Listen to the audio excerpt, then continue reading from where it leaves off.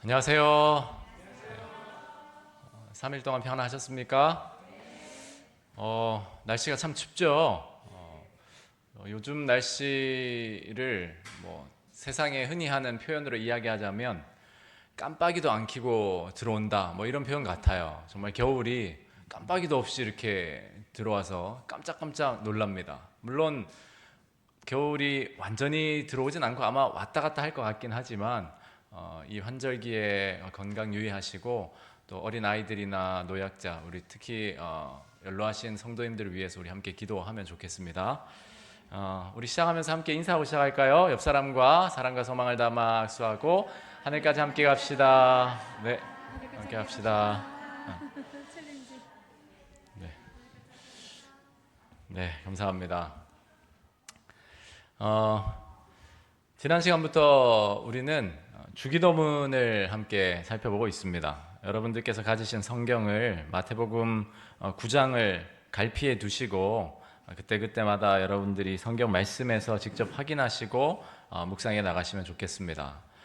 지난 시간 우리는 주기도문 강해의 서론이라 할 수 있는 예수님의 기도를 보고 감동을 받은 제자들 이야기를 했어요. 제자들이 예수님이 기도하시는 모습을 보고 감동을 받아서 자극을 받은 거죠. 그래서 자신들도 그렇게 좀 기도하고 싶은 마음에 기도를 가르쳐 달라고 요청을 드렸고, 예수님은 일전에 산상보훈에서 가르치셨던 산상설교에서 가르치셨던 동일한 내용을 조금은 요약해서 제자들에게 또 한 번 가르쳐 주셨습니다. 제자들이 예수님 기도에 감동을 받았던 것은 예수님의 기도와 자신들의 기도가 질적으로 다르다는 사실을 느꼈기 때문이라고 생각합니다.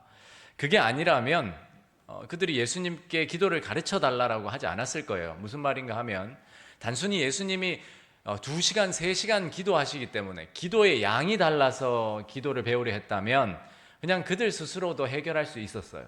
그런데 뭔가 예수님의 기도는 자신들의 기도와 다르게 질적으로 퀄리티라고 하죠. 뭔가 다르다라는 걸 느꼈던 거예요. 그럼 그게 뭘까요? 제자들이 느꼈던 그 질적으로 달랐던 기도. 그 차이가 무엇인지 예수님이 제자들에게 가르치신 기도 내용 속에서 힌트를 얻을 수 있고 첫 마디 속에서 우리는 그 답을 얻을 수 있습니다. 마태복음 9장 6절 말씀입니다. 6장 9절입니다. 그러므로 너희는 이렇게 기도하라. 하늘에 계신 우리 아버지여, 이름이 거룩히 여김을 받으시오며. 네, 하늘에 계신 우리 아버지여. 기도에 있어서 예수님과 제자들의 결정적인 차이는 기도 가운데 하나님을 부르는 호칭에 있었습니다. 예수님은 하나님을 아버지라고 부르셨고 제자들에게도 아버지라고 부르라고 가르치셨어요. 헬라어 원문으로 이 하늘에 계신 우리 아버지여를 보면 원문을 꼭 모르셔도 됩니다. 번역본들을 이렇게 비교해 보면 하늘에 계신 우리 아버지여라는 이 말이 어떻게 되어 있냐면 아버지 우리의 하늘에 계신 이 어순으로 되어 있어요. 그러니까 첫 마디는 아버지였습니다. 한국어로 번역하면서 어순상 자연스럽게 하늘에 계신 우리 아버지여라고 바꾸었지만 원문의 강조점은 하늘이 아닌 아버지께 있어요. 그런데 우리는 주기도문을 많이 암송하면서 이 강조점이 자연스럽게 어디로 가냐면 하늘에 가 있습니다. 그러니까 사실은 우리의 기도가 다 그렇진 않지만 전반적으로 멀어요, 하나님과. 하나님은 하늘에 계셔요. 그러니까 내 기도를 못 들으실 수도 있다. 의역적으로 그렇게 좀 이해하자면 그렇게 생각할 수도 있어요. 여지가. 그러나 성경 원문을 보면 그 강조점은 정말 단순해요. 아빠, 아버지. 아버지께 그 강조점이 있어요. 예수님 당시 유대인들의 생각에는 하나님을 아버지라고 부르는 것을 신성모독이라고 여겼습니다. 사실상 유대 전통에서는 금기시된 표현이었어요. 실제로 유대인들이 예수님을 십자가에 못 박은 죄목들 중 하나도 바로 예수님이 자신을 하나님의 아들이라 말씀하셨기 때문이었어요. 요한복음 5장 17절 18절을 보시면 유대인들이 이로 말미암아 더욱 예수를 죽이고자 하니 이는 안식일을 범할 뿐 아니라, 그러니까 예수님을 죽인 결정적인 이유가 두 개라면 안식일을 범했기 때문이고 하나님을 자기의 친아버지라 했기 때문이에요. 물론 구약시대 이스라엘 백성들이나 예수님 공생의 당시 유대인들도 하나님을 그들의 아버지, 즉 부모로서의 하나님에 대한 의미를 알고 있었습니다.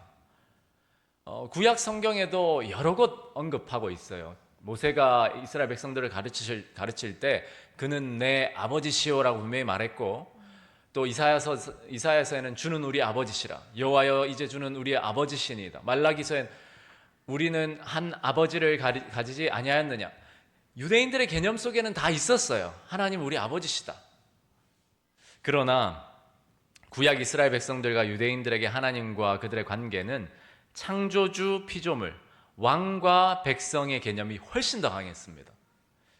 그래서 하나님을 부를 때 주로 여호와 하나님, 주 여호와, 만군의 여호와, 이렇게 이런 명칭들을 사용했어요.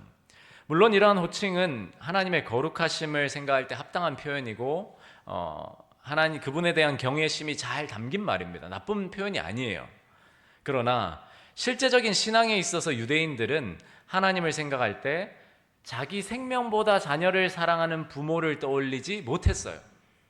하나님을 생각할 때 그들은 자신들의 열심 있는 종교적 행위에 대한 보상으로 개인과 나라의 번영을 주시는 일종의 거래적 관계로서의 하나님을 떠올렸어요.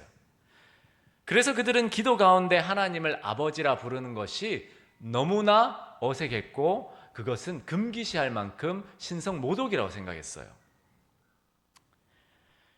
실제로 성경의 기록을 보면 예수님을 제외하고 하나님께 기도하는 사람이 하나님을 직접적으로 아버지라 부른 경우는 없습니다.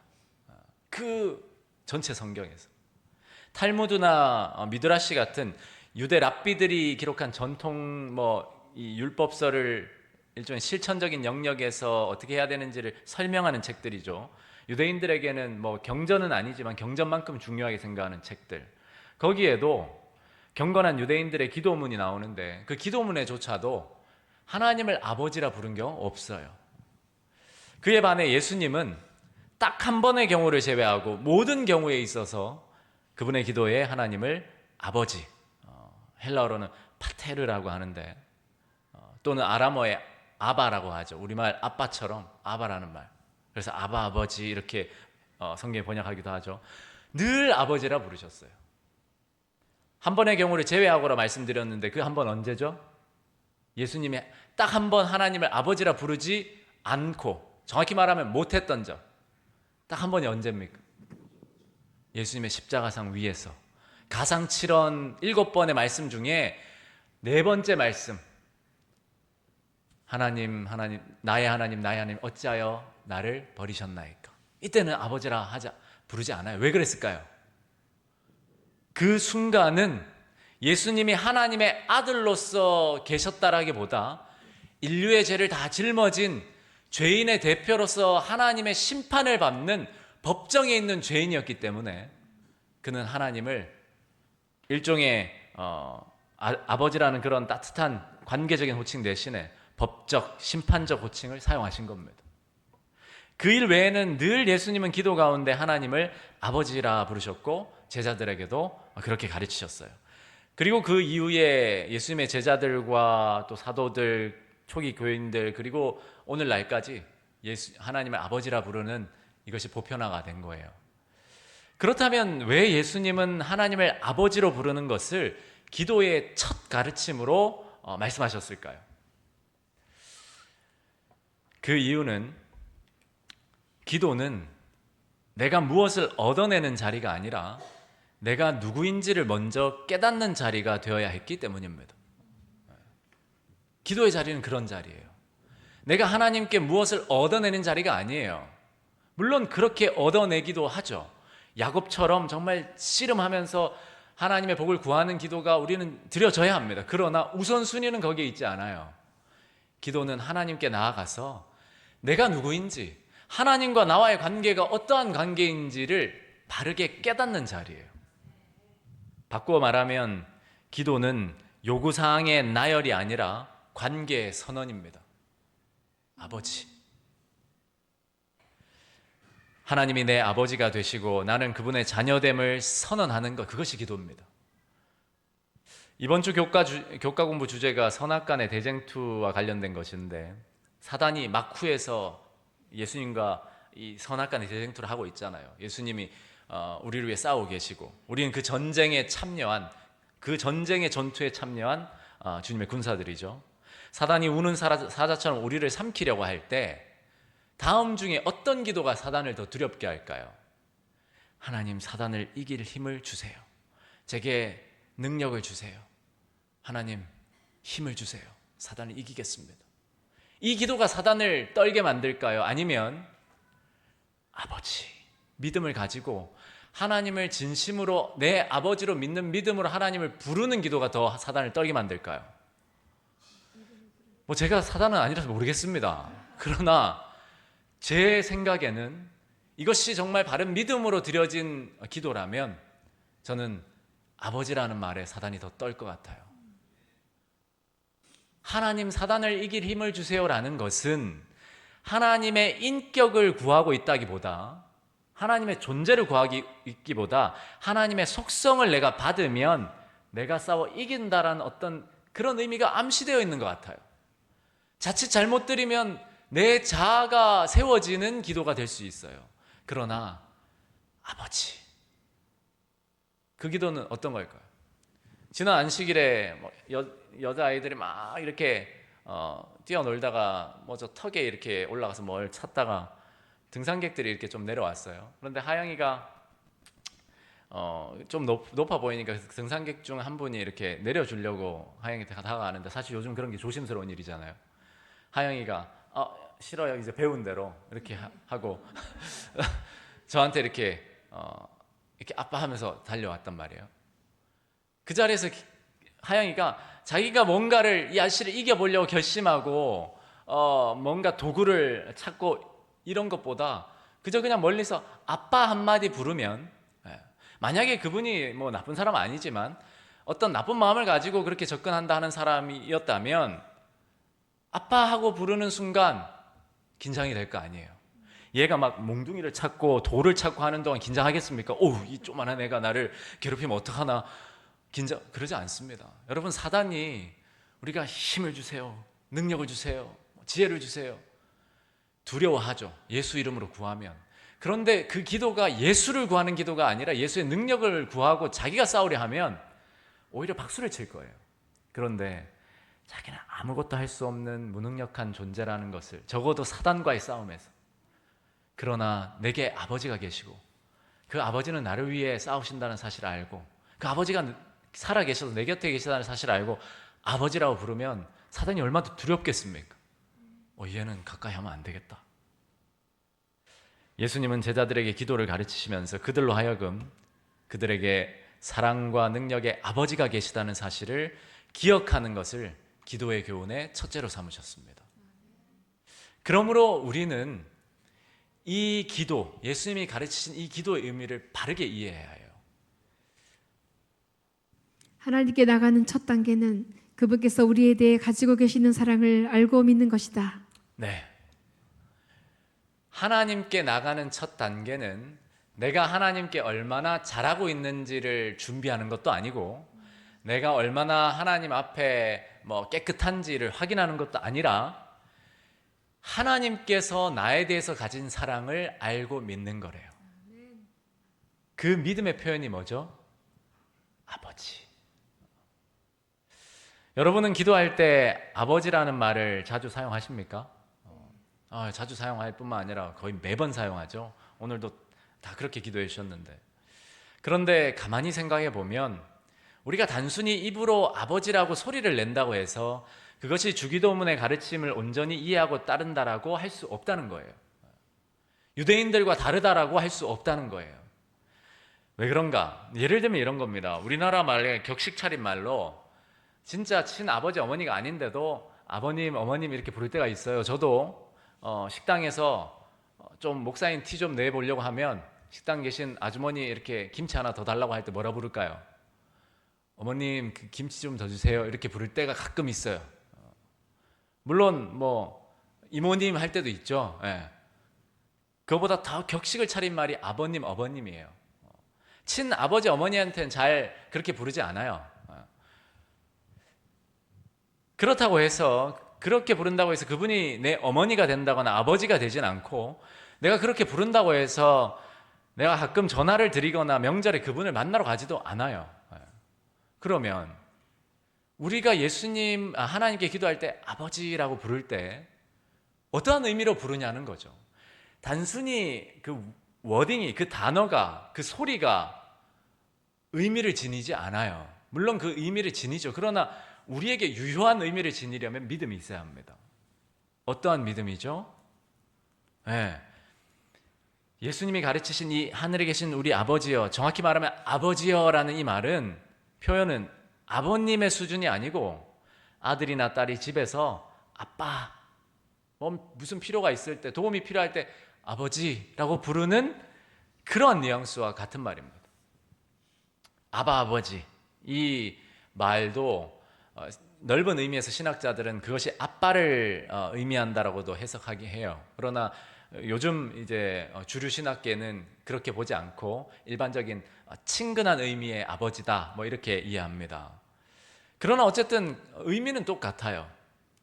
우리가 기도 가운데 하나님을 아버지라 부르긴 부르면서도 형식적으로 부를 때가 얼마나 많습니까?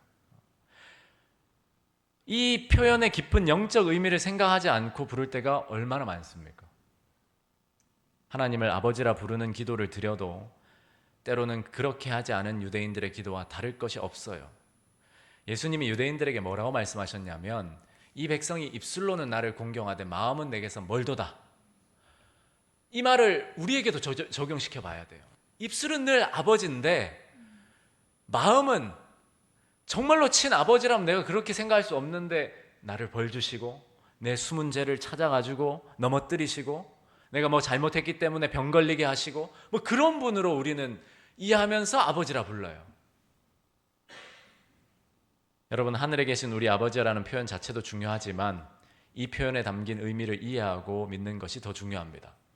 때로는 아버지라 부르지 않고 하나님이라고 불러도 그분이 내 아버지 되심과 나를 자신의 생명보다 더 사랑하시는 분이라는 사실을 믿는다면 오히려 형식적으로 아버지를 남발하는 기도보다 더 영적으로 성숙한 기도가 될 수 있어요. 그럼에도 예수님이 하나님을 아버지로 부르도록 하신 이유는 우리로 하여금 그분과의 관계를 늘 기억할 수 있게 하시기 위함이었습니다. 그러니까 우리는 이 특권을 누려야 돼요. 아버지. 한번 연습해 볼까요? 하나 둘 셋 하면 한번 아버지 해보세요. 하나 둘 셋. 아버지.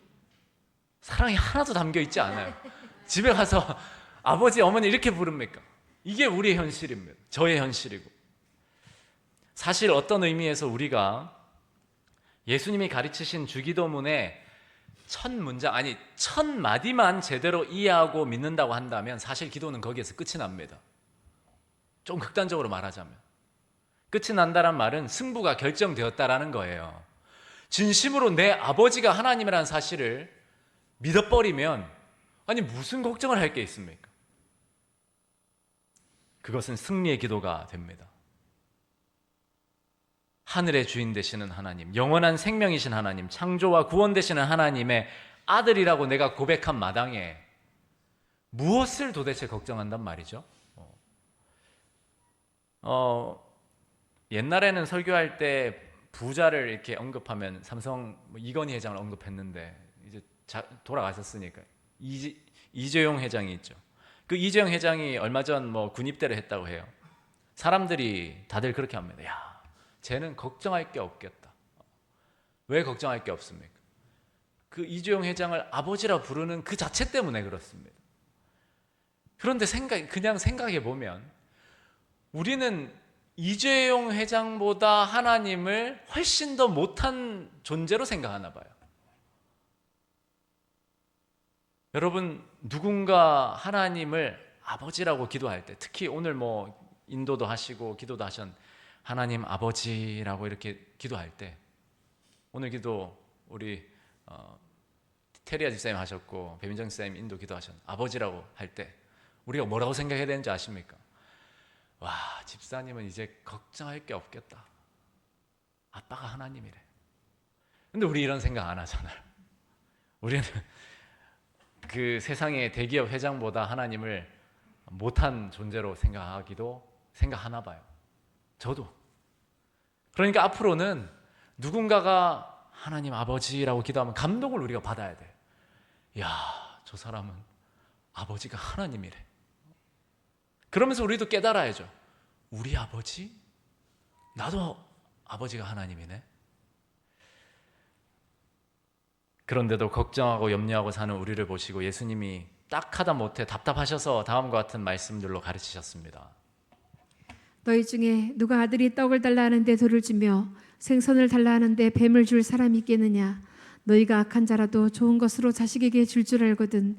하물며 하늘에 계신 너희 아버지께서 구하는 자에게 좋은 것으로 주시지 않겠느냐? 네, 여러분 이 말씀을 어떻게 받아들이십니까? 우리는 이거 말씀 안 받아들이고 삽니다. 정말 안 받아들이고 살아요. 감동은 받아들여요. 그런데 이 진리는 받아들이지 않습니다. 당장 느껴지고 보여지는 것들의 변화가 없으니까요. 누가복음 12장에 있는 말씀입니다. 백합화를 생각하여 보라. 실도 만들지 않고 짜지도 아니하느니라. 그러나 내가 너희에게 말하노니 솔로몬의 모든 영광으로도 입은 것이 이 꽃 하나만큼 훌륭하지 못하였느니라. 오늘 있다가 내일 아궁이에 던져지는 들풀도 하나님이 이렇게 입히시거든. 하물며 너희일까 보냐 믿음이 작은 자들아. 네, 여러분 세상 사람들도 죄가 있는 세상의 사람들도 자기 자식은 책임지려고 하는 게 부모의 심정인데 하물며 죄가 없으시고 사랑 그 자체이신 하나님이 우리를 그것도 아버지라고 부르도록 가르치신 분이 책임지시지 않겠느냐 이 말입니다. 예수님 당시 유대인들은 하나님을 거룩하신 분, 죄를 벌 주시는 분, 근엄하시고 죄에 대해 노염을 품으시는 분으로 생각하고 있었습니다. 그러나 예수님은 그분의 공생의 가운데 진리를 가르치시면서 하나님이 우리를 어떻게 바라보시는지에 대해서 자식을 사랑하는 부모의 마음으로 설명하셨어요. 그런데 그 설명도 다 담을 수 없었기 때문에 이렇게 표현하십니다. 여인이 어찌 그 젖먹는 자식을 잊겠으며 자기 태에서 난 아들을 긍휼히 여기지 않겠느냐? 그들은 혹시 잊을지라도 나는 너를 잊지 아니할 것이라. 네, 여러분 이것은 구약의 말씀이에요. 신약도 아닙니다. 이미 성경 전체가 이야기해 왔던 것이 하나님이 우리 아버지이시고 세상의 육신의 부모보다 훨씬 더 우리를 사랑하시고 변함없이 사랑하시는 분이라는 사실 계속 가르쳐 왔는데 사람은 그 진리를 받아들이지 않았어요. 사람이 아니라 하나님 백성들이 그 진리를 받아들이지 않았어요. 우리도 받아들이지 않고 삽니다. 저는 적어도 그래요. 제가 볼 때는. 그래서 이런 말씀들로 깨어나야 하는 겁니다. 어찌 우리가 의심과 반신반의의 마음을 가지며 자신을 고아로 생각할 수 있겠는가? 예수께서 인성을 취하신 것은 율법을 범한 자들을 위해서였다. 그분께서는 우리가 영원한 평화와 확신을 갖도록 하기 위하여 우리와 같이 되셨다. 우리는 하늘의 중보자를 가지고 있으므로 누구든지 그분을 개인의 구주로 받아들이는 사람은 자신의 죄짐을 스스로 져야 하는 고아로 버림을 받지 않는다. 사랑하는 자들아, 우리가 지금은 하나님의 자녀라. 아멘. 여러분 어떤 의미에서 예수님이 가르치신 주기도문의 첫 마디는 기도의 승부처입니다. 기도의 승부처는 거기 있어요. 우리의 죄를 사하여 주시옵고 우리 필요 일용할 양식을 주시옵고 승부처는 거기 있지 않아요. 하늘에 계신 우리 아버지여를 어떠한 마음으로 부르짖었느냐 여기에 승부처가 있습니다. 이 표현에는 하나님에 대한 현재성, 친밀성, 초월성을 다 담고 있어요. 하늘에 계신이라는 말에는 그분의 현재성과 초월성, 그분의 능력과 권세를 다 담고 있어요. 단순히 먼 것이 아니라 그분의 위대하심, 능력, 살아계심을 다 내포하는 말입니다. 우리의 아버지란 말에는 우리에 대한 그분의 친밀성, 사랑의 관계가 내포되어 있습니다. 이러한 의미에 대해 사도 바울은 다음과 같이 히브리서에서 다른 표현으로 이렇게 진술했어요. 믿음이 없이는 하나님을 기쁘시게 하지 못하나니 하나님께 나가는 자는 반드시 그가 계신 것과 또한 그가 자기를 찾는 자들에게 상 주시는 이심을 믿어야 할지니라. 예, 하나님께 나아가는 자는, 이 말은 바꿔 말하면 기도하는 자는, 이런 말이에요.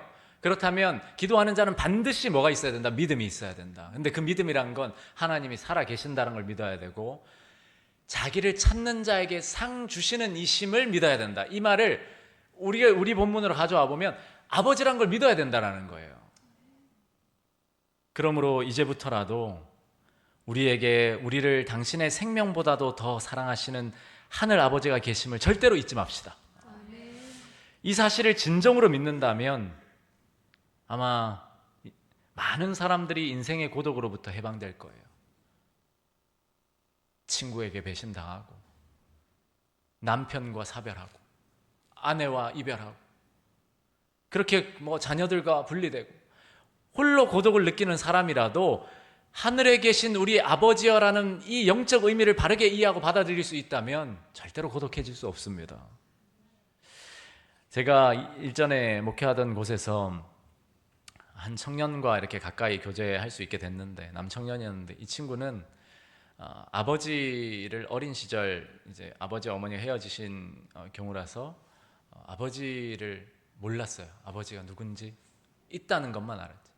그런데 제가 목회하던 동안에 그 아버지를 찾았어요.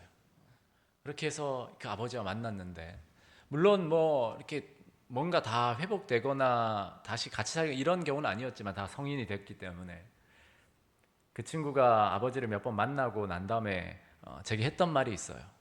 목사님,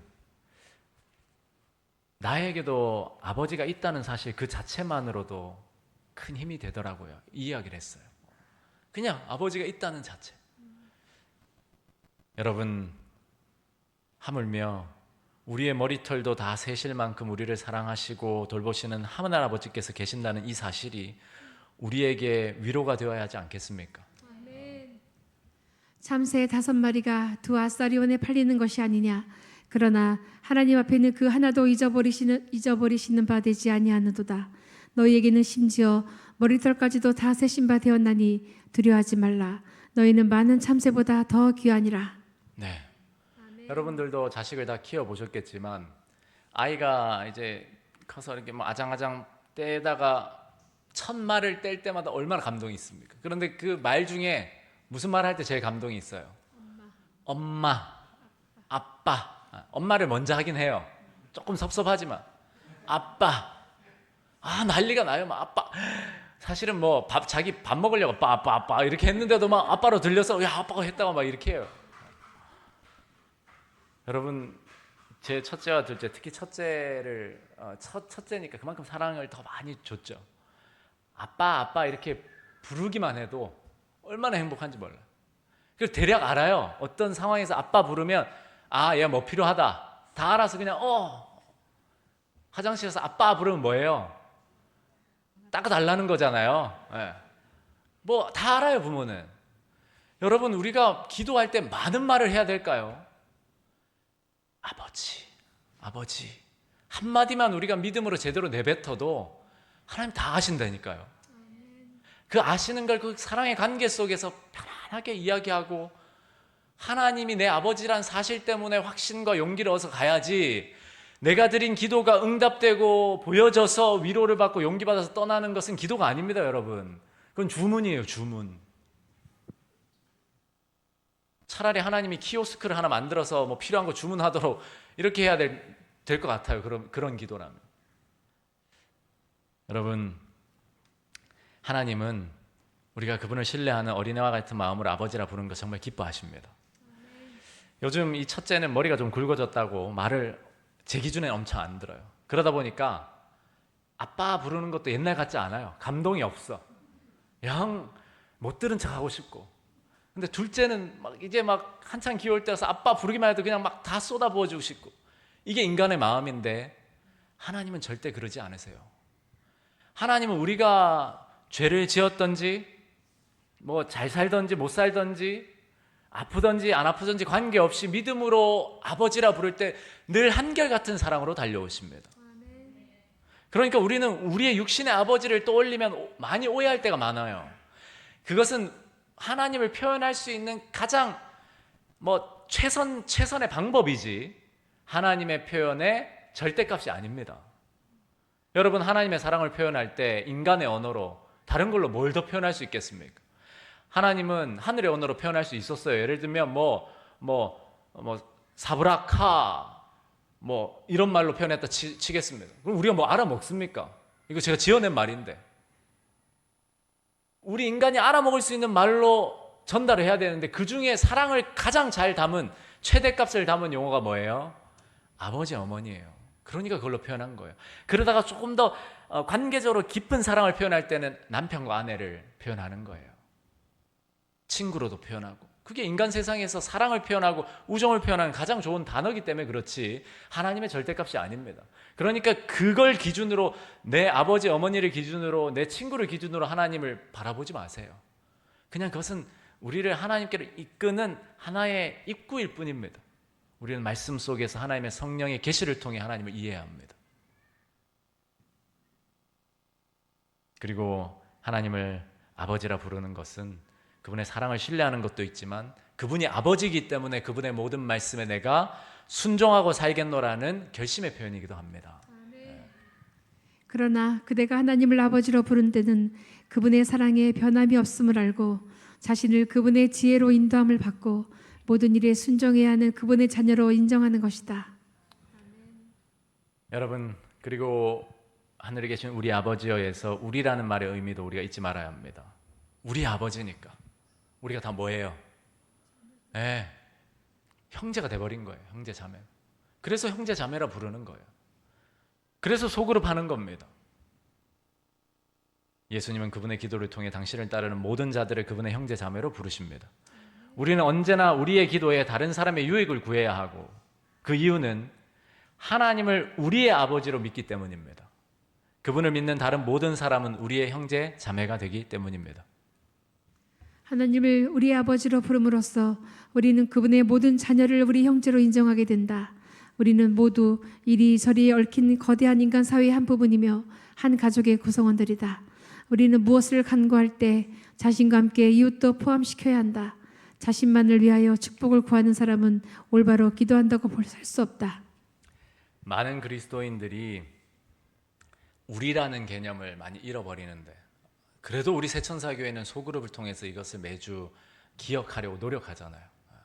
물론 세미나를 여러분도 다 들으신 분이 계시겠지만 가족이라고 해서 정말 가족처럼 사는 건 소그룹을 해도 쉽지 않아요. 그러나 적어도 소그룹은 그 방향이 옳다 믿고 나가고 있는 거예요. 그래서 여러분들이 더 소그룹에 적극적으로 임하고 이 소그룹을 통해서 이 개념, 우리라는 개념을 더 뚜렷하게 만들어 나가야 합니다. 또한 많은 그리스도인들이 이 하늘에 계신이라는 말 속에서 이 의미를 멀리 계신이라는 의미로 자꾸 생각해요. 하늘에 계시는 멀리 계신이 아니라 능력이 있으신 위대하신 모든 일에 능하신 하나님을 우리에게 묘사하고 있습니다. 우리는 하나님이 우리의 아버지시라는 사실을 믿으면서도 우리의 아버지 되시는 하나님이 어떠한 분이신지를 믿지 못하고 있는 것 같아요. 제가 군대에서 되도록이면 군 이야기 잘 안 하는데 제가 입대할 때에 저희 오촌 아재라고 하죠. 아저씨가 전직 국방부 장관이었어요. 그래서 군 입대를 하고 보니까 훈련원에서 훈련생들 모아놓고 혹시 가족 중에 고위공직자나 군 관계자와 관계된 사람이 있으면 적으라고 그런 거 시키더라고요. 요즘은 그런 거 잘 안 할 텐데. 그래서 사실 만나본 적도 거의 없는 어릴 때 장례식장에서 만났던 기억도 없는 그 오촌 아저씨가 국방부 장관이라는 그 사실이 왠지 뭔가 힘이 실릴 것 같아서 당당하게 전직 국방부 장관이라고 적었습니다.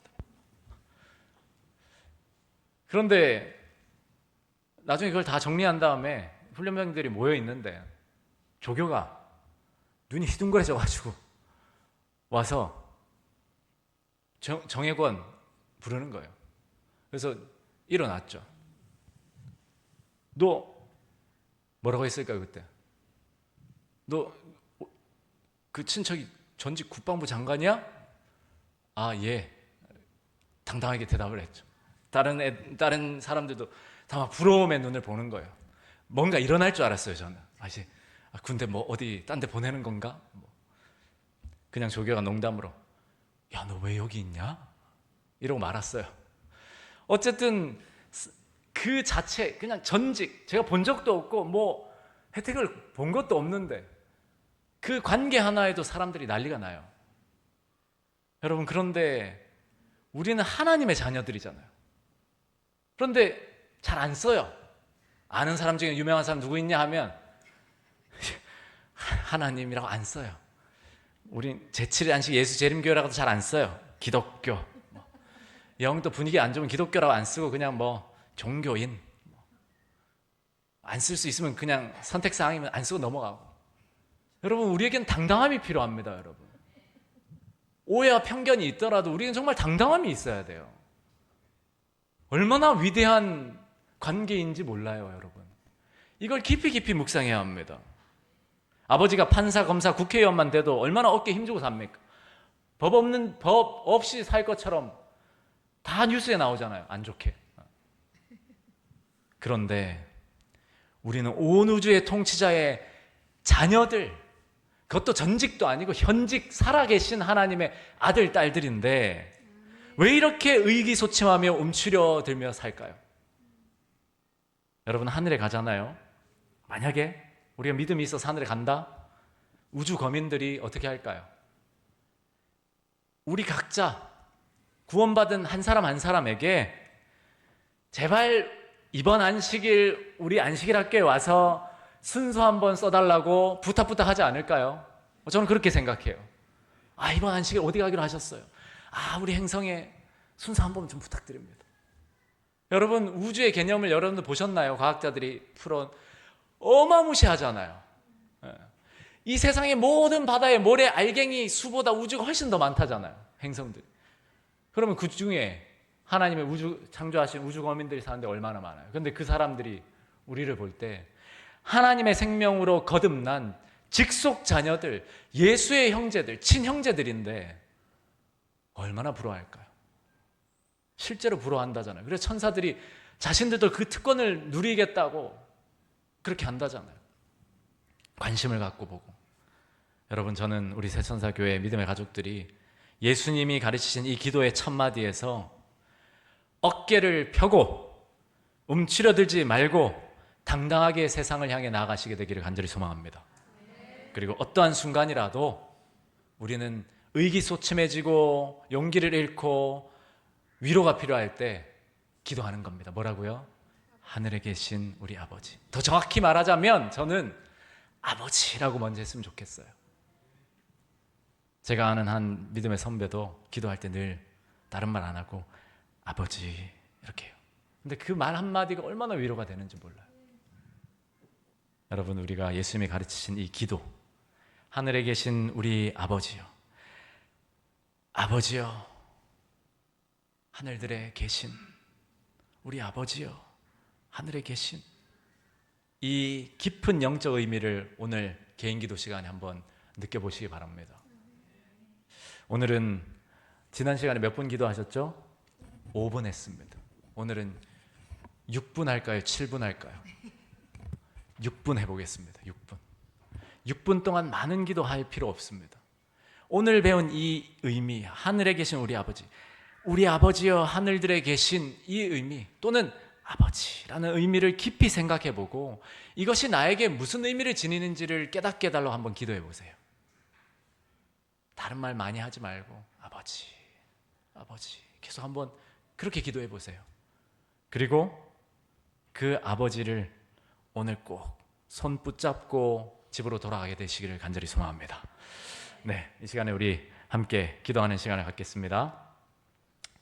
먼저는 새천사 가족들이 예수님이 가르치신 대로 하나님을 아버지로 부르는 가운데 참된 기도의 사람이 되도록 함께 기도해 주시고, 이번 주 손님 초청 안식일을 위해서 기도해 주시고, 또 여민선 성도님의 모친 이순혜 집사님 회복을 위해서 좀 기도해 주십시오. 새롭게 새천사교회를 출석하는 성도들을 위해 또 연로한 성도들과 한우들의 건강을 위해 제가 한 가지 미처 적지 못했는데 김순덕 집사님의 회복을 위해서도 꼭 좀 기도해 주시기 바랍니다. 네, 우리 함께 각자 개인 기도하겠습니다. 지금부터 6분 조용히 시간을 꼭 다 채워주시고 편안한 자리에서 조용히 묵상하셔도 좋고 네, 그렇게 묵언으로 6분을 채우시면 감사하겠습니다.